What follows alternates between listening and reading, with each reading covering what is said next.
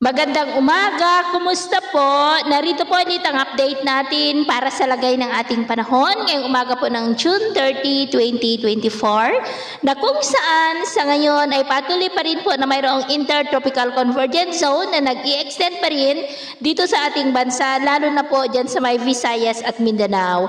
Ang easterlies ay umiihip po ngayon sa silangan ng Luzon at ang habagat ay nandyan pa rin sa kanlurang baybayin po ng Luzon. At sa ating long range forecast ay wala pa ring bagyo na namamataan na tatawid dito sa ating bansa hanggang sa susunod na 2 linggo, pero hindi pa rin inaalis ang posibilidad na may sama ng panahon o LPA na mabubuo sa silangan po ng ating bansa sa susunod na mga araw, lalo na at patuloy ang pag-ira ng ITZZ.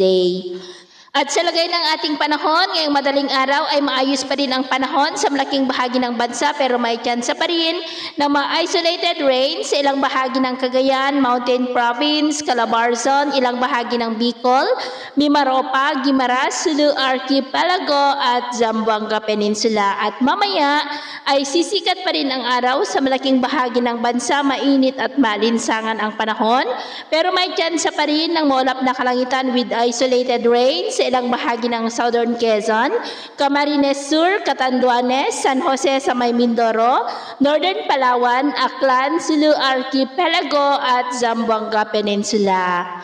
At mamayang hapon, mas maraming lugar muli dito sa ating bansa ang makakaranas ng maulap na kalangitan with isolated rains. Kaya kung lalabas po tayo sa ating mga tahanan, ay ugaliin po natin lagi ang magdala ng kahit anong panangga natin sa init ng araw at proteksyon na rin po sa mga biglaang buhos ng ulan. At sa atin naman pong mga baybayin, wala po tayong nakataas na namang gale warning signals, pero iba yung pag-iingat lamang po kung papalaot tayo para mas makaiwas sa mga sakunang pangkaragatan. So ito po ang latest update natin sa araw na ito. At ako po muli si James na nagsasabing sa kahit anong pagsubok po na darating sa ating buhay, huwag po tayong mawawalan ng pag-asa. Thank you and God bless!